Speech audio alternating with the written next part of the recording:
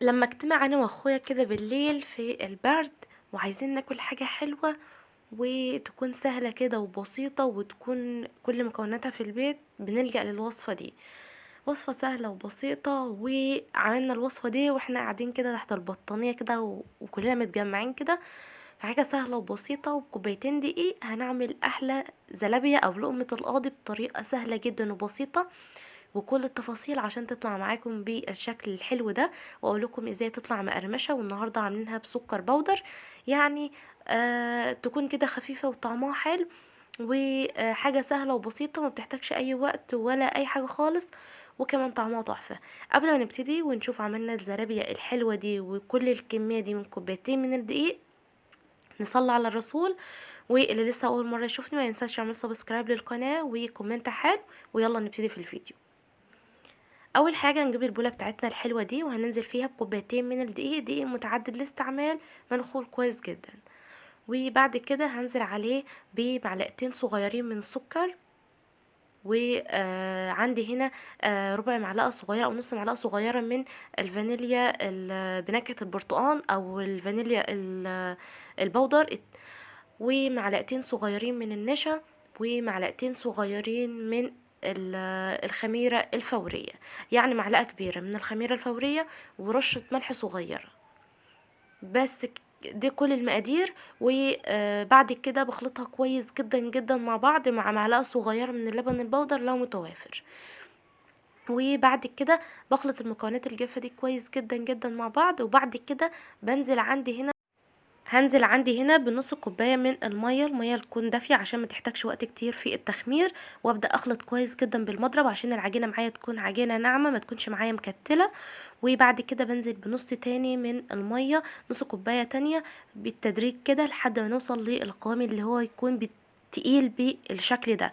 القوام ده اللي بيفرق جدا في ان الزلابية تكون واخدة الشكل الدائري، وتكون كلها متناسقة كده، وتكون كلها بسوى واحد، وتكون كده معايا حلو. بعد ما القوام بقى معايا تقيل كده، بقى اخلطها كويس بالمضرب، اربها كويس جدا جدا جدا عشان تكون معايا ناعمة، وتكون كده ما تكونش فيها اي تكتلات ولا اي حاجة خالص. هنا بقى انا كان اخويا بقى قاعد يخلط العجينة، فاحنا لما بنجتمع بالليل بنقلب الدنيا. فالجو البرد ده بيحتاج بقى كل شويه ايه، انا عايزه حاجه مسكره، انا عايزه اكله بسيطه. ف المهم بقى نخلط كل المكونات ديت، نخلطها كويس بقى لحد ما تنعم معايا كده، وقوامها يكون كريمي وناعم، مفيش فيها اي تكتلات تماما، والقوام بيكون الى حد ما تقيل بالشكل ده كده. بعد كده بدأت ان هي تبدأ ان هي تعمل بابلز، يعني عشان تخمر بغطيها كده لمدة نص ساعة والفها كده في بطانية او اي حاجة لحد ما تخمر وتكون معايا بالشكل ده. وعلشان الزلابية تكون محتفظة بقوامها، لما تختمر معايا كده بجيبها بالمعلقة من فوق لتحت كده واخرج منها التخمير تماما. انا مش عايزة فيها نسبة تخمير، عشان لو انا خدتها بتخميرها كده هتبدأ ان هي تعمل اشكال بقى، الاشكال اللي احنا عارفينها الحلوة دي اللي احنا ما بنحبهاش. فبعد كده جبنا البوتاجاز ده، بوتاجاز صغير عندنا كده، في الشتاء بنستعمله كده واحنا قاعدين نعمل مشروبات دافية. وجبته بقى وانا قاعدة كده عشان نعمل الزلابية ديت من غير ما نقوم بقى والجو برد. جبت بقى صينية صغيرة او طاسة صغيرة عشان احط كمية من الزيت، وبالتالي ما استعملش كمية زيت كتير، وفي نفس الوقت يكون الزيت اللي معايا زيت غزير. اوكي. وبعد كده جبت طبق فيه معلقتين من الزيت، وبدأت اخد بالمعلقة وانزل فيه الزيت بالشكل ده. ده لو انتوا حابين ان القوام بتاعها يكون عادي، ان هي تكون زلابية او لقمة قاضي عادية. ولكن لو حابين ان الشكل يكون معانا منسق، خدت العجينة، واهم حاجة اخرج منها التخمير، ونزلت فيها بكيس حلواني، وبدأت افتح فتحة صغيرة كده في الكيس، وبالمقص ابتدي ادهنه بالزيت كده. وبعد كده ببتدي ان انا اقطعها كويرات عشان تاخد الشكل المنسق ده وتكون معايا حلو بالشكل ده كده. ده كده بتديني الشكل الزلابية التقليدي اللي احنا متعودين عليه. وبعد كده بتبدأ ان هي تاخد اللون، ابتدي على نار متوسطة، زيت سخن بسخنه وارجع اهديه عشان تستوي معايا من جوه، ما تكونش معايا معجنة.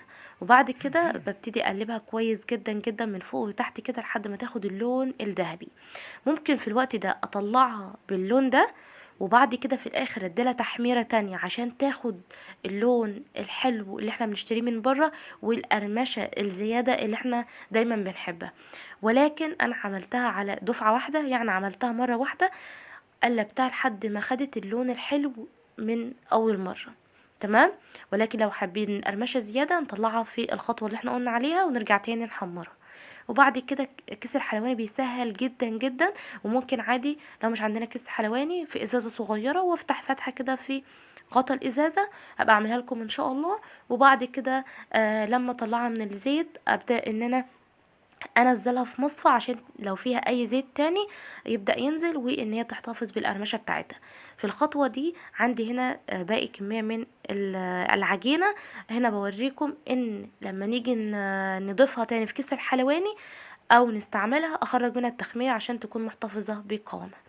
تمام. انا عملت هنا بكيس الحلواني وعملت هنا بالمعلقة عشان اللي عايز بالكبير، عايز لقمة قاضي كبيرة او صغيرة.